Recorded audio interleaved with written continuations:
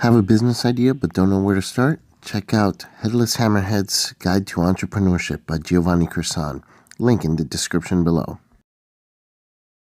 Missing persons, those are easy. Cheating spouses are even easier. But mysterious cult sacrifice, that's a whole nother level. When I was hired to do this job, to find out about the mysterious sacrificial murder of poor Ariana, I had no idea it would go this deep. Yeah, come in. Hello, Mr. Diamond. My name's Carl Sanford. Let's have a little chat. Welcome to the Twisted Tentacle Inn. I'm your Innkeeper Vase Odin, and today we'll be talking about Joe Diamond, the private investigator.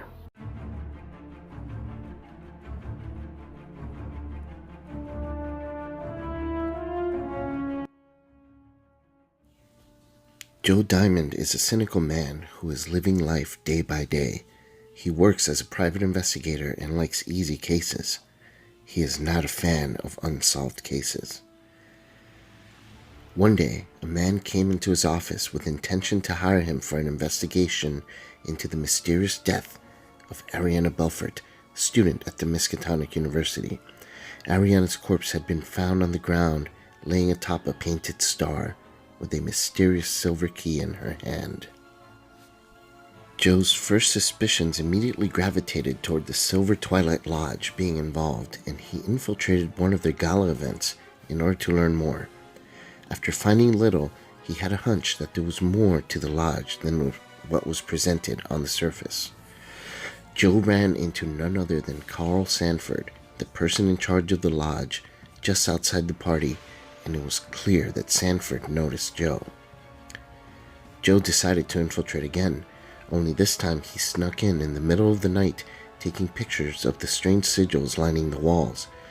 It was when he saw a silver key very similar to that in Ariana's hand when her body was found that Joe decided to beat feet. A couple of days later, Joe got a visit from Carl Sanford himself, who seemed friendly enough on the surface, but made obvious implications that Joe needed to stop digging his nose into lodge affairs, lest he wanted more trouble. Joe was very clear now. The lodge was involved somehow, no question, but he had to be more careful if he was to find the truth. In Arkham Horror the card game, Joe Diamond is a seeker with a 4 in both combat and intellect, and a 2 in both agility and willpower. He has an 8 in health and a 6 in sanity. His special ability is one of the strongest in the game. He has a special hunch deck of 11 cards apart from his standard deck. At the beginning of the investigator phase, he can reveal the top card and play it at a reduced cost of 2 resources cheaper anytime during the investigation phase. We'll talk more about this in a bit. His Elder Sign ability is a +1, and he can choose to place an insight card from his discard pile into the bottom of his hunch deck. His deck building requirements are as follow. He has a deck size of 40 cards, which is more than any other investigator currently available. He can take all Seeker and Neutral cards level 0 to 5 and Guardian cards level 0 to 2. His signature card is Detective's Colt 1911s. It's a good weapon with 4 ammo that attacks with a +1 to fight and damage, and also allows him to get more insights from his discard pile back into his deck. In addition, despite the guns being two-handed, he can use 2 additional tool assets such as magnifying glass while he's wielding the guns. 10 of the cards in his deck must have the insight trait and must make up a separate deck of 11 cards called a hunch deck, which also includes his weakness, Unsolved Case. Unsolved Case is rather mild weakness, especially given how strong Joe can be. I found that most times a cost of 2 resources and an action to get rid of it are pretty easy to maneuver. The only time it's an issue is if you're low on resources and have an enemy engaged with you. That could be a disastrous situation, but I didn't find it to be too common, so it's very manageable. Also, in standalone, pulling this card is basically a non-issue. It doesn't even become a dead draw because it's not in your normal deck. So overall, I think this weakness is on the weaker side of things. Someone on Arkham DB mentioned that this card would be guaranteed to show up every game, but I didn't find this to be the case. In fact, it came up about 60 to 75% of my games, which is just slightly above normal for most weaknesses in my experience. The reason for this is that you don't play a card from your Hunch deck every single round, and if a card isn't played, the Hunch deck gets reshuffled. I haven't done the math, but in over 20 games, I saw the weakness about 13 or so times. Anyway, his Hunch deck is the ability that makes Joe a real powerhouse. Not only are you basically getting a free card draw every round, but you also get a reduced resource cost for all the cards in the deck. This basically makes him the most action-efficient investigator in the game, with the equivalent of up to 3 free actions just about every single round. It's amazingly powerful. Now, some things I have to note about how the Hunch deck works. The card on top is revealed at the beginning of the investigation phase, so you can't use cards from the Hunch deck for treacheries unless it happens to be a card that deals with treacheries already in your threat area. Also, if it isn't used, the top card is reshuffled at the end of the investigation phase. What this means is that you won't be able to play evidence, let's say, from the Hunch deck during the enemy phase, if you happen to kill the enemy with a survival knife retaliation or like a reaction ability from a guard dog during the enemy phase. Just some things to keep in mind. You probably won't see that too often. That said, in many playthroughs, I found the Hunch deck to be a great place for free clue gathering cards. Cards like Working Hunch and Scene of the Crime, as well as the aforementioned Evidence, make for some really great hunches.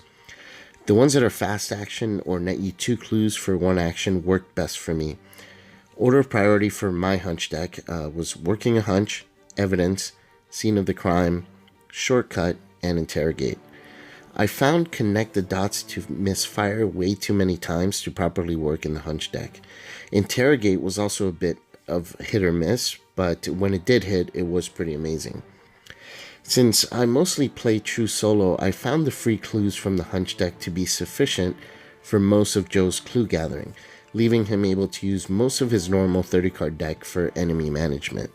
Using this deck building technique for Joe made him a beast in solo, and most rounds he had a card that he could play either free or very cheap that would net him a free clue. I was almost never worried about advancing the act or not having a high enough intellect. This also meant that almost every card I pulled from my normal deck was helpful against enemies or treacheries. Of course, all this is still very helpful in multiplayer, but you may need to add a lot more clue cards in your normal deck if you're the primary seeker in your group. Playing solo, having 30 cards to play with for baddies and treacheries meant that I ran a very skill-heavy deck.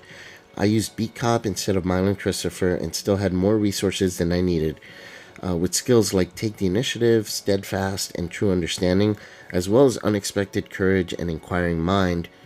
I had the encounter deck pretty much eating out of my hands. Obviously, in solo, you have to be generalist to succeed, and I found Joe to be among the best generalists. In multiplayer, Joe is far from the strongest investigator, but you do have options to build him as a very competent clue gatherer, generalist, healer, or enemy management specialist. Regardless of your game mode or number of investigators, Joe players would be wise to take full advantage of the Guardian card pool, as it's one of the best for enemy management and healing. I also see a pretty interesting new archetype building up in this cycle. It's not quite there yet, but Joe seems the most suited to take advantage of it once it does come to fruition. Basically, it's kind of a parlay type of build that uses fine clothes to leverage cards like Persuasion and Interrogate. It would also include the upcoming Warning Shot, just for theme. Although it's not a parlay action, it would still be pretty thematic with that type of deck. There aren't enough cards with a built-in parlay action just yet, but I think 2 more cards, if they're released in this cycle, that have that kind of ability, could make this type of enemy management strategy work. Overall, Joe is a fantastic new investigator that's probably the strongest solo investigator right now, and a very good multiplayer one. With so much variety and potential for different roles, Joe can easily fit into any group. And that does it for today's video on Joe Diamond. I hope you found this video helpful, and if you have any questions or comments, feel free to leave them Down in the there. comments below. This is Innkeeper Vase Odin at the Twisted Tentacle Inn. Check in anytime.